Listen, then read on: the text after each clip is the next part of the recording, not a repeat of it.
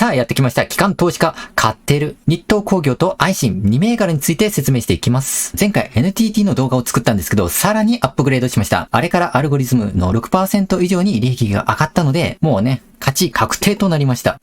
僕と同じ設定にした方、おめでとうございます。2週間ぐらいも持ってないのに、もう 6% 以上 ?4 万円ぐらい利益出て、こういう勝ち方なんですよね。ツイッターで3億円買ったぞっていう人見たけど、3億円の 6.5% は1950万円。圧巻。お金ってすごいよね。働くってどういう意味なんだろう。今月の僕のお小遣いですね。配当金が振り込まれる時期で、自動車整備士時代の給料を大きく超えました。やっぱりお金を稼ぐのに辛い仕事して手に入れるお金を稼ぐのに辛い仕事をしないといけないっていうのはあれ、嘘でバカですね。やっぱ好きなことしてお金も稼ぐ幸せな人生。これが一番。会社員やっていて現状に不満を持っているみんなも夢を叶えることはできる。僕を見ていればやる気もお金も寄ってくる性格になれる。VTuber の僕が家族や自分のために利益が期待できる株を分析して投資初心者に限らず悩んでいること。例えばね、株いつ買っていくらで買うの？エントリーしていくらになったら利益確定するのかとかの値段設定も公開している。他のチャンネルにはないコンテンツを作っています。社畜の大半はもうね、わけもわからず税金を取られていて、もうしょうがないんだろうって文句言わないバカな人間に高い税率をかけておいてね、配当金貴族には優遇税率をかけている。安い税率ね。この世界は不平等、不公平なんですよね。さて、これを今見ている皆さんは将来に備えて資産運用をしている堅実なユーザーです。目標を明確に持ち、その成果に向けて努力しているので、志を共にする同志です。一緒にこの世界を楽しんでいきましょう。さて、みんなが知っている愛信から説明したいところ、みんな聞きたいところなんですけど、こっちの方が動きが顕著に出ているので、こっちを先に話しますね。証券番号6651日東工業。日東工業株式会社は、配電盤やキャビネットの製造及び販売を主力事業として、電気情報インフラ関連の製造工事サービスの事業を展開しています。同社は主に電力と情報通信インフラをサポートする製品群を提供して、国内で事業を拡大しています。つまりこれは、景気に左右されない底堅い利益が確保できることから、より業績が株価に反映されやすいと僕は思ったんですね。で、数字を見てもそれを確認できたし、それをね、進めて分析をね、ここでやっていきましょう。さて、チャートでお買い得か今は、株価が直近下落している理由はこちらとなります。2024年3月期は2期限定の配当方針に基づき、通期配当金230円、つまり連結配当成功 100.1% で、そこから来年度からは配当成功 50% で、下限 DOE4% を設定して、つまり減配ですね。それが嫌気されたので短期組が売っていった。で、最低条件を DOE4% としたことで、別に儲けが出なかったとしても、配当はね、出していくよということなんで、よりチャートが底堅いものになっていくんだろうなって、またそれをね、数字を見て分析、実習していきましょう。次に業績、PR、PBR、ROE。なんでこの順番にしたかっていうと、チャット GPT の分析によると株価に与える影響、最も高いのは企業の業績。これが最も高くて95点、100点中95点だったんですね。だからまずここは絶対条件で分析が必要だったんです。5月の決算資料によると、売上が過去最高となり、価格改定効果等により増収増益となった。他にも良い点としては、売上は前期比 9.6% 増、そして営業利益は 46.4% 増えた。当期純利益は 59.1% 増えて、利益の大幅増益を達成したと。悪い点としては、この43ページの自己資本比率が前年の 74.6% から 67.1% に低下しており、財務構造の強度がやや弱まった。っていうところ、67.1 の自己資本比率って言ってもまだまだ高い。なんで全体的で言うとすごく高評価だと思います。経営の成績として財務健全性としては25点満点中18点。自己資本比率の低下が見られるけど依然として高い財務安定性を持っている。これは僕も同じです。財務状況としては総資産が 19.3% 増えて純資産が 7.2% 増えた。自己資本比率だけ 7.5% 減った。全然これは大した問題ではないね。あと成長性に関して売上利益ともに堅調な成長を示し、特に当期純利益の大幅増益はポジティブな影響を与えることでしょう。市場ポジションについてもインフラ系っていうので、電力、情報通信インフラ市場における確固たる地位を確保していることから、すごく予想しやすい。だから投資家にとってもすごくポジティブな要素となるでしょうね。だから点数で言うんだったら25点中22点。で、将来性に関しては、業績予想を見る限り、継続的な成長が期待できる。中期経営計画においても、評価が計画されている。これも25点評価で言うなら20点。とりあえず業績についてまとめてみます。日東工業の財務状況は安定しており、成長性も保持しているのが確認できました。自己資本比率の低下は注意は必要だけど、それでも全然高い方だし、投資の価値は高いと評価されます。財務の状況、市場の地位、将来の業績の見通しを考慮すると、継続付与していいんじゃないのという判断になります。これさえ分析すればエントリーの時期が最適だったら設けることができます。次にね、業績が良くても人間に広く認知されてニュースとかになり、動いてもらわないと、買ってもらわないと需要と供給のバランスで株価は上昇しません。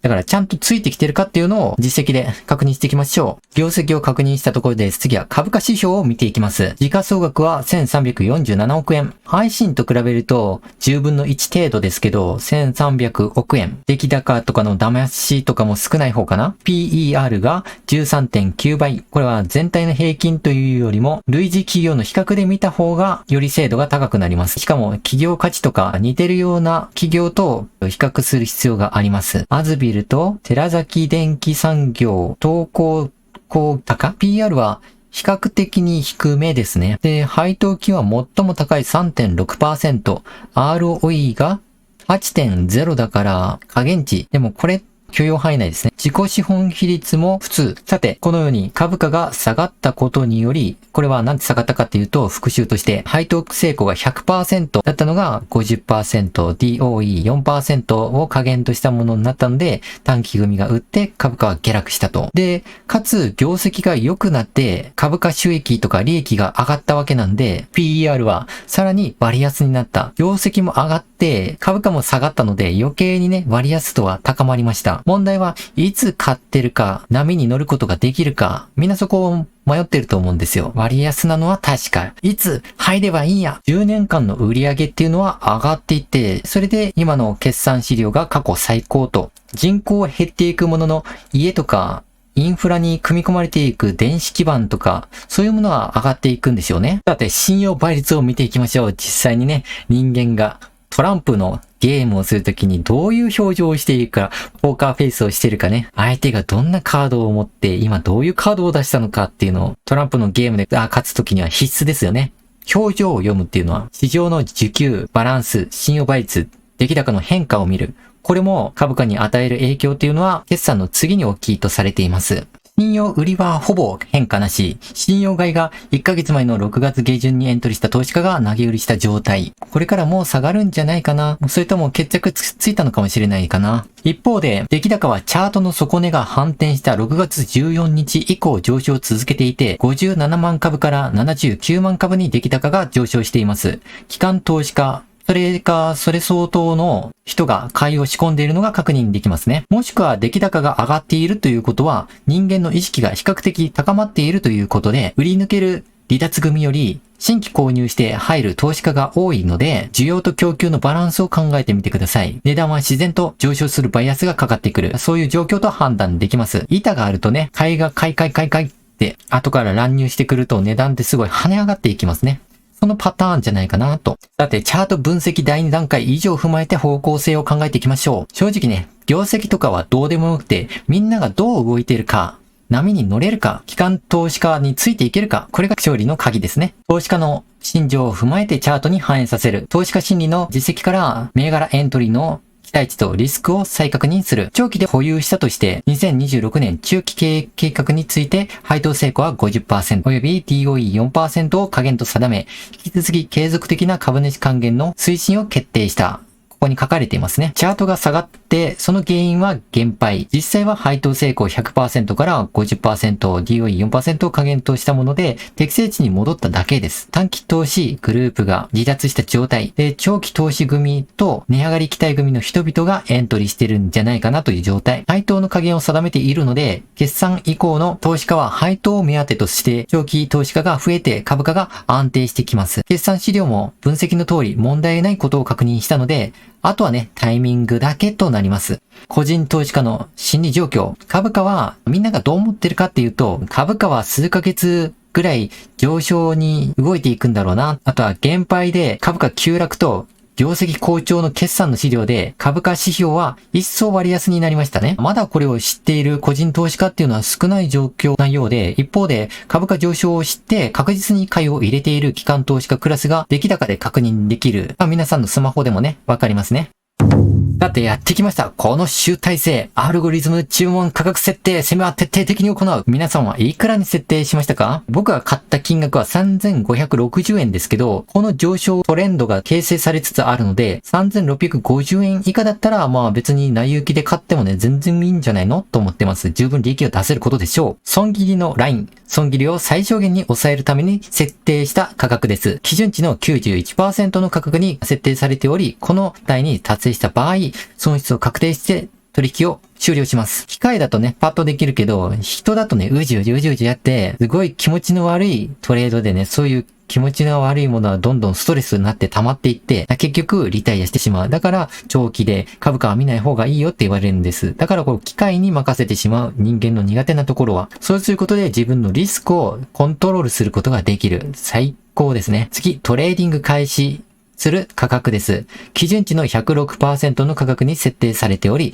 この値段に達した場合、監視を開始します。つまりこれより上がっていくと、3869円。この時点で配当以上の 6% の利益があるけど、ずっと上がっていくから、ずっと上にね、指し値を上値繰り上げていくんですよね。で、利益確定するための価格の幅。これが 3.3% になっていて、だいたい130円ぐらいピークから下がってきたら利益確定を行います。そこからだと、この 3.3% 下に下がるっていうのは調整局面の可能性があるので、一旦ここで利益を確定して、スマホに通知がいったらまた買いを入れるか、そのまま見送るか。こういうのが検討できますね。選択肢が増える。次に、アラームの設定です。この価格に達した時に、アラームを鳴らす設定。取引を開始する前に重要な価格ポイントを知らせるために使用したりしますよね。この場合、僕はこの3560円で買ったので、3900円になるともう十分な利益が出ているんで、やっぱり予想通りだったな。じゃあもっと買うべきかなっていうアラーム設定が3900円です。一方で、ちょっと思ったより下がってるんだけど、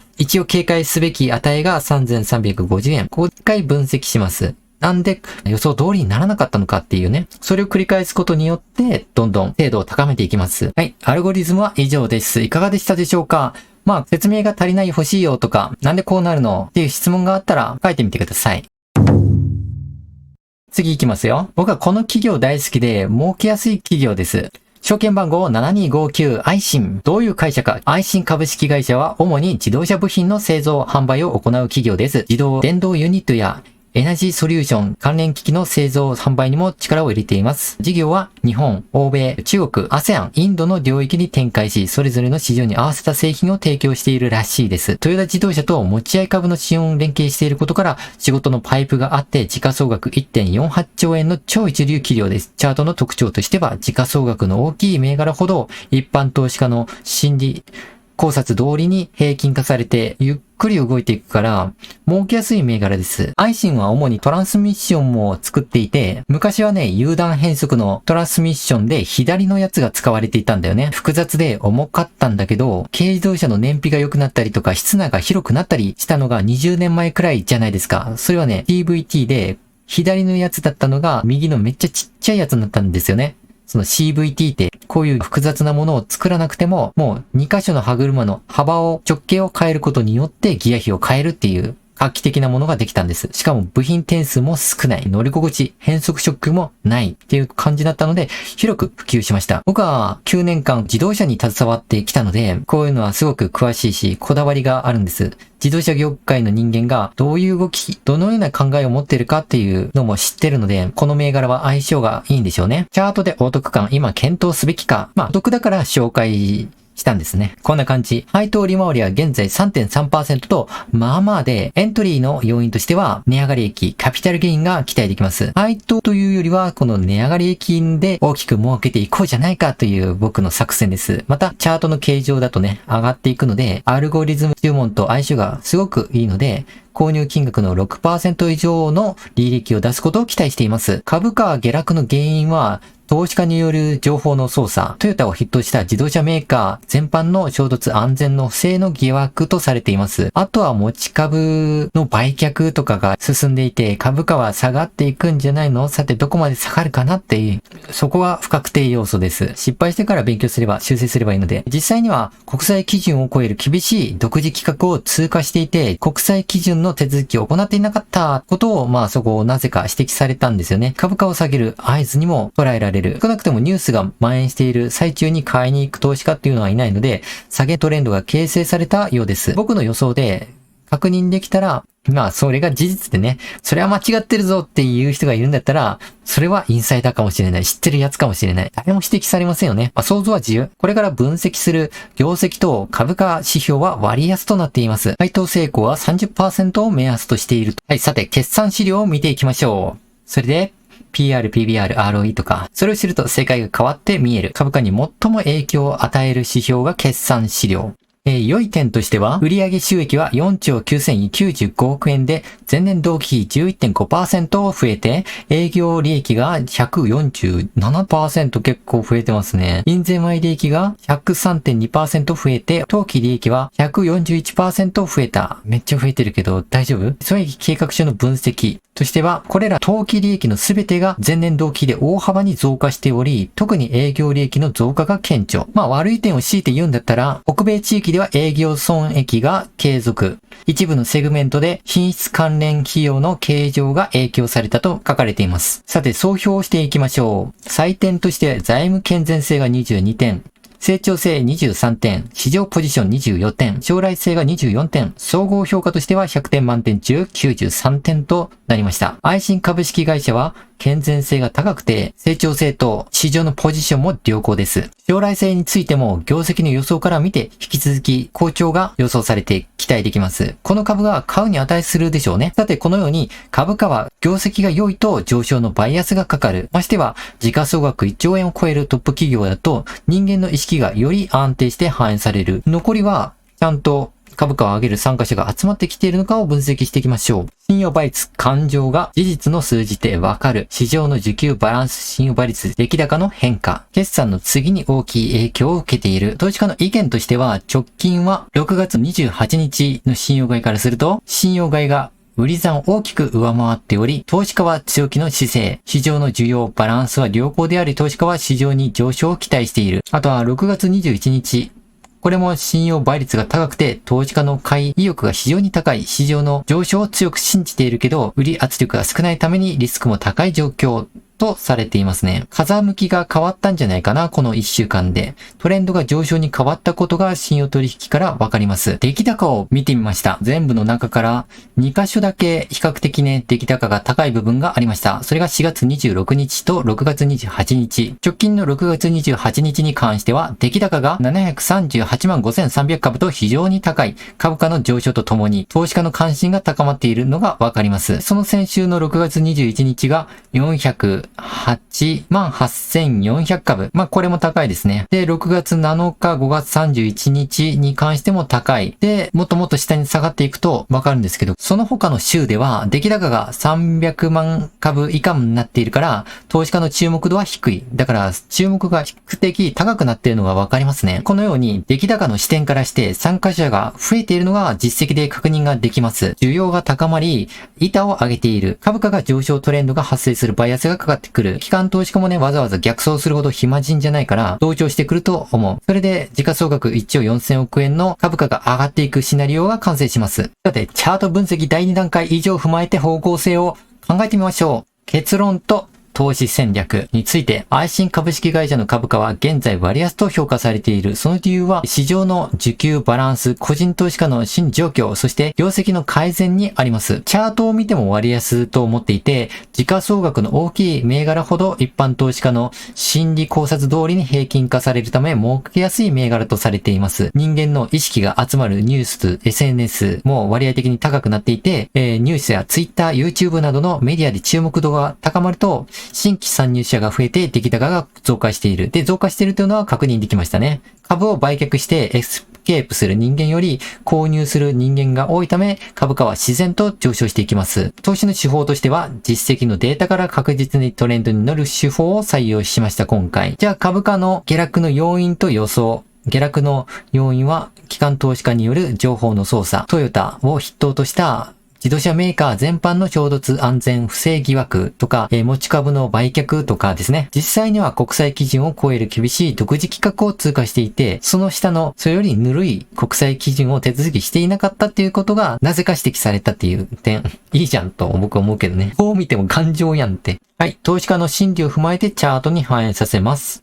長期的、短期的、投資戦略。これは両方できます。短期的には株価の上昇トレンドに乗るため短期的なエントリーを検討することができる。長期投資に対しては財務健全性と成長性を考慮して長期的な投資としても魅力的です。短期でも長期でもエントリー両方で勝てる銘柄っていうのは見つけるのはあんまりないし、探すのめんどくさかったんですよね。ちゃんと利益出してくれるとお金が増えて、同じ行動をとって同じ銘柄を買ってもやっぱり分母の資金っていうのかな。僕は今回ね100万円100株しか買わないけど1000株1万株って買えるようになったら分母の資金が大きくなってくるから儲ける金額も大きくなってくる。将来的に僕の分析はもうこうやってここまで分析してよかったなって報われるのを想像しています。さて答え出していきましょう。アルゴリズム注文価格設定攻めは徹底的に個人の感想です。僕これちょっと前に買って下がったんですよね。僕の場合はね5500円で買ったんですよ。でも現在は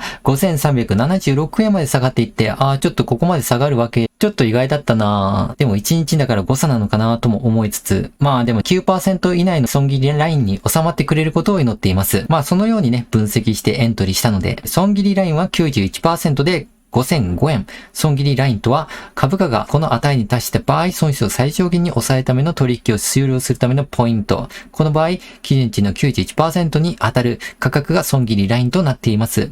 トレーディング開始 106% 5830円ですね。トレーディング開始ラインは株価がこの値に達した時に新しい、指し値を上値修正してくれる新しい手法です。この時点でもう価値は確定している。利益の幅は 3.3%。これが大きすぎても少なすぎてもね、ダメ。大きすぎると下がってきた時の普通に株価下がってるわけなんで利益が減少してしまう。小さすぎるとちょっとしたことで振り落とされてしまう。せっかくエントリーしたのにね。それから大きく上がってしまうってことが僕経験あります。アラーム設定2箇所ですね。上と下で、上が5650円。ここまで来たらもう配当以前にキャピタルゲインやったぜ。やっぱ思った通りだなっていう感じですね。問題はこの下限値5090円を下回った時に、何がいけなかったのかな、それとも情勢の変化があったのかな、市場が変化があったのかな、投資手法に何か問題がなかったのかなっていう調べるためのアラームですね。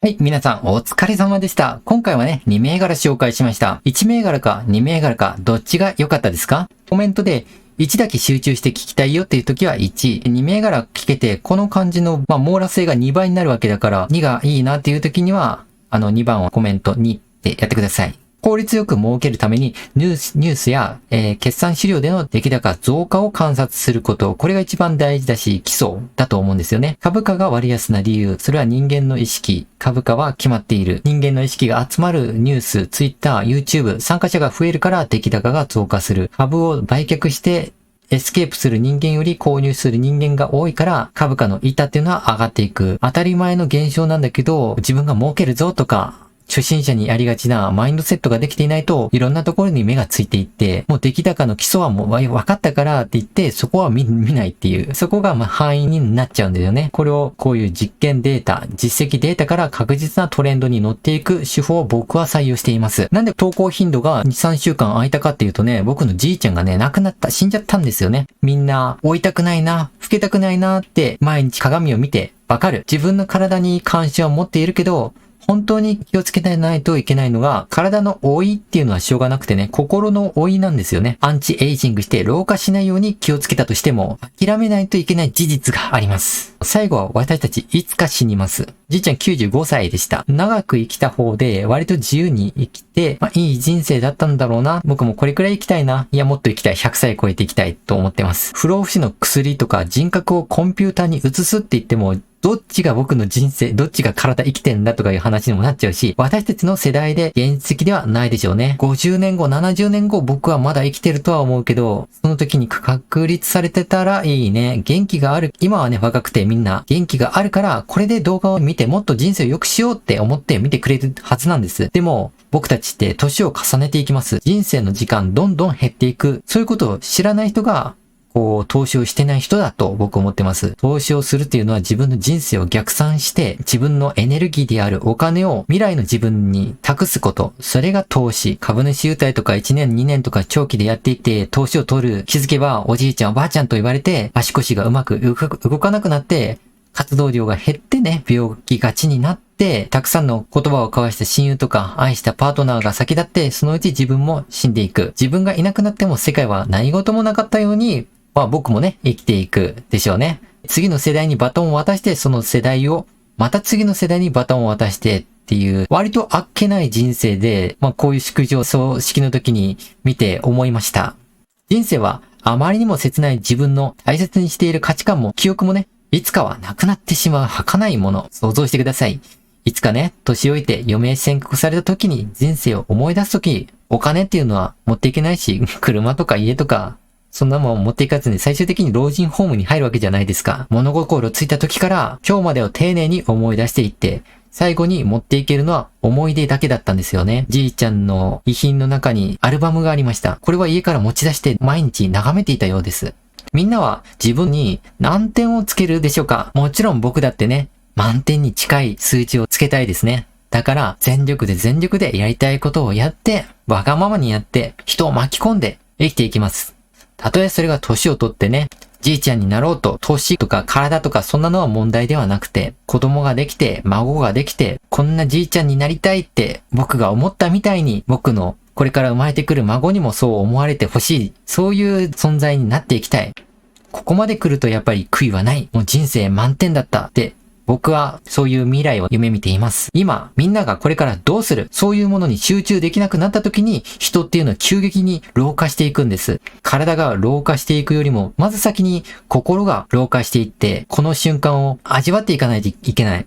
未来も過去も変えていくことができずに、常に現在しかできないことがある。だから今を生きろっていうのは、スティーブ・ジョブズも尊敬する人々も言っていますね。人生を味わい尽くすためには3つあります。一つ目としては、短期的な快楽にとらわれすぎないこと。目の前の快楽に飛びつくことはいつだってできます。ベッドの上でスマホを見てダラダラ過ごして気づいたら1日経っちゃったって後悔。あとは会社でね、愚痴の話とか昔会った友達で昔話ばかり。未来の話しないと現状は変わっていかないのに、飲み会に行ってお酒という毒を飲んでどんどん老化を加速させていってギャンブルもやって、そういうやつを僕はクズと呼んでいます。クズなことをやっていくから積み重なってクズな人生になっていく。もうこれ至極当然の結果なんですよね。で、自分がクズだからクズな友達が来る。ギャンブルで逃げることばっかり覚えているから夢中になれない。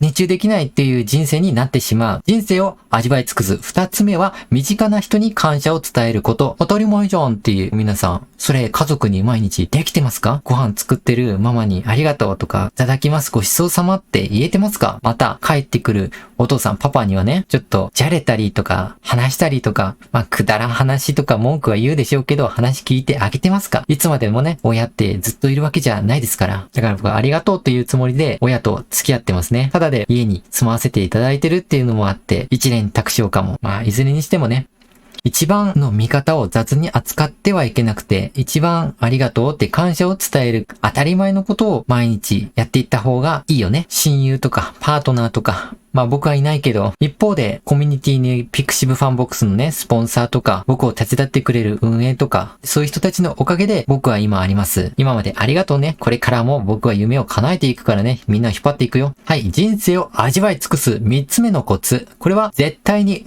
すべてうまくいくと信じること。人はどんな時に目の前のことに向き合えなくなってしまうのか、人生に夢中になれなくなってしまうのか、それは希望を失った時です。もうね、自分にはどうしようもないと、自分を被害者だと認めてしまった時に、人は行動するのをやめて、人との間に壁を作って心が置いて老化していってしまうんです。それって節税することなんかで僕にはできないよって言って、高い税金を払って、そういう社畜に多いですね。また、そういう社畜っていうのは自分の寿命についても深く考えないわけですから、お酒飲んでタバコ吸って、どんどん毒物を、合法ドラッグを体に取り入れて、必要以上に老化していって、年を取って孫ができてね、守るべきもの、愛すべき人ができた時にもっと生きたいと思う。そして自分がそういう体になってひどく後悔するのは自分自身なんですよね。僕はそれが分かってる。そして子供、孫ができた時に一緒に長く生きたいし、教えていってあげたい。教育したい。また、孫がとか子供が大きくなったら僕に教えてほしい。遊んでほしい。それが僕の生きる意味にもなるし、健康に生きる、幸せに生きるっていうのは人から愛されるっていうことなんでしょうね。僕は YouTube をやるときにずっと孤独で生きていきました。もうね、YouTube なんかやめろよとか、お前なんか株なんか難しい話誰も聞かんよとか、そういう奴らもう全部無視。自分だけ信じてね。僕は他の人より挑戦の多い人生でした。人より何回も死にかけました。でも体はもう限界です。だからもう以前みたいにフルパワーみたいなことはできないですね。でもそのおかげで YouTube はこれだけの人が集まって想像できない世界が広がっていった。この動画を見ている人っていうのは資産運用しているおじさんが 80% なんですよ。女性が少ないのは専業主婦という文化があって、お金が持ったら男女にも見られる動画のはずなんですよ。その4、50歳、それ以降の人たちっていうのは肩身の狭い思いをずっとしてきたはずなんですよ。どうです？株の話、学校でできました？職場でできました？家族で話してます？僕は食事中にお金の話はするんじゃないって怒られました。親からね。でもお金は必要なんだ。株でこれだけ儲けた。で、お金について調べることによって節税もできた。そういう実証してスマホで見せて、親を一緒に巻き込んでみて、一緒に投資をして、共通の話を作って、それが趣味になって、今では毎日今日の株価どうだったっていうすごい面白い話っていうかな。家族で共通の話ができていて、これが幸せに生きてスッキリ言いたいことを話せて、健康寿命につながると思っています。また知識だって流動して、で、同じ銘柄を買って、儲けて、家族全体としての資産を上げていく。まあ、とにかく絶対に全て信じてうまくいくと思うこと。今の皆さんだって、ちっちゃい時、若い時から投資をして積み重ねて今があると思うんですよ。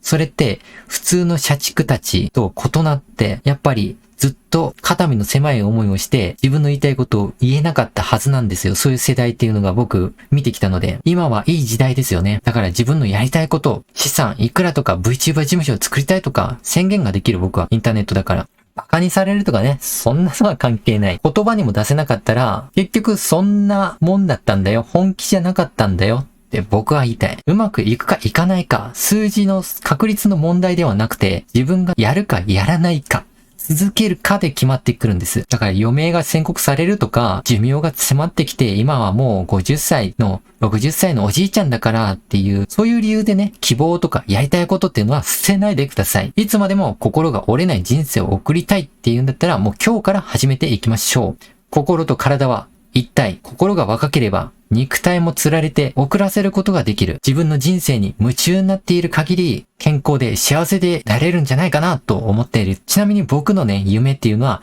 VTuber 事務所を創設したい。あと、資産1億円を超えたい。まあ、それはね、投資家 YouTuber ですからね、1億円あったら、おーすごいねって言われるじゃないですか。VTuber 事務所の長って言ったら、うわーすごいよ、フォローライブとか2時3時越してくれとかね、またコラボとか企業から、そういう展開できるところまでを目指しています。できたらまた、その先の目標がある。自分の目標じゃないゲームをするよりも、自分の課題を自分で見つけていって、マネジメントして自分で切り開いていく。それくらいの自我の強さがないと、YouTube チャンネルっていうのはやっていけないし、投資だって心が折れた時に損していく。だから僕は資産1億円まで働かずに増やしていくぞっていう目標がある。しかも絶対にできると思っている。皆さんもどう？やりたいことあったら書いてください。僕と一緒に富士山登りたい。ホテル泊まりたいとか、お話ししたいとか。まあでもそれってピクシブファンボックスの5000円入ったら誰だって話せますからね。メンバーと話したんですけど、やっぱりやる気っていうのは伝わってるみたいで、VTuber やりたいよとか、名刺作ってほしい、名刺作ってくれないかとか言われます。またその人はね、50歳なんですけど、VTuber になって、うわ、どこまでも若々しいなと思いますね。本当に老いっていうのは、挑戦をやめた時に追い始めるんだなって。年を取ったから不幸になるっていうのは間違いだな。だから関わる人で、また僕自身が活力があるので、幸せで活動的な人生を送りたかったら、やっぱり僕のコミュニティに入るかなっていう勧誘ですね。結構真面目です。全然詐欺とかではなくて、絶対1万円ぐらいの価値はあります。それを使用期間、試験期間ということで5000円になってるんです。今回の話は以上となります。前回は NTT の1銘柄に対して、今回は2銘柄紹介したので、ボリュームはそうですね、2倍で皆さんは満足していただけましたか？チャンネル登録はしてくださってると思うので、高評価とコメント、シェアボタンを押していただくと、動画の評価が高くなって、いろんなインプレッションが高くなって、いろんな人にお勧めされます。いろんな人にお勧めされたら、さらに登録者、認知度っていうのは高くなって、僕の影響力、信用力っていうのは高くなってきます。そうすると、僕の夢である VTuber 事務所を創設するっていう目標に近づきます。なんで、ご協力お願いします。頑張ってる。